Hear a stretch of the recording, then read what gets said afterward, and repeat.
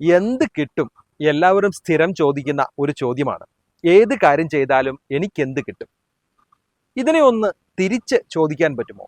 എനിക്ക് എന്ത് കൊടുക്കാൻ പറ്റും? കൊടുത്തു കഴിയുമ്പോൾ ഒരു ഫലം കിട്ടും. ആ ഫലത്തിന് ഒരു പ്രതിഫലം തീർച്ചയായും ഒരു ബൈ പ്രോഡക്റ്റ് ആയി കിട്ടും. ഫലം ആഗ്രഹിക്കാതെ കർമ്മം ചെയ്യണം എന്ന് നമ്മൾ കേട്ടിട്ടുണ്ട്. അതിനെ ചെറുതായി ഒന്ന് മാറ്റുകയാണ്. പ്രതിഫലം ആഗ്രഹിക്കാതെ കർമ്മം ചെയ്യണം. കർമ്മത്തിന് ഫലമുണ്ടാവണം. ആ ഫലത്തിന് പ്രതിഫലം ഓട്ടോമാറ്റിക്കായി ബൈ പ്രോഡക്റ്റ് ആയി കിട്ടും. അപ്പോൾ നമ്മൾ എവിടെയാണ് ഫോക്കസ് ചെയ്യേണ്ടത്? നമ്മൾ ചെയ്യുന്ന പ്രവൃത്തിയിൽ ഫോക്കസ് ചെയ്യുക. ആ പ്രവൃത്തിക്ക് റിസൾട്ട് ഉണ്ടാകുവാനായി ഫോക്കസ് ചെയ്യുക. അപ്പോൾ തീർച്ചയായും അതിൻ്റെ പ്രതിഫലം നമ്മളുടെ ജീവിതത്തിലേക്ക് വന്നു ചേരും. എനിക്കും ജീവിതത്തിൽ ആദ്യം കിട്ടിയ ഉപദേശം ഇതുതന്നെയായിരുന്നു. ഡോണ്ട് റൺ ബിഹൈൻഡ് മണി. പൈസയുടെ പുറകെ ഓടരുത്. പൈസ നിങ്ങളുടെ പുറകെ വന്നുകൊള്ളും. അതുകൊണ്ട് ഓരോ ദിവസവും നമ്മൾ ചെയ്യാനുള്ള പ്രവൃത്തികൾ ആത്മാർത്ഥമായി ചെയ്യുക.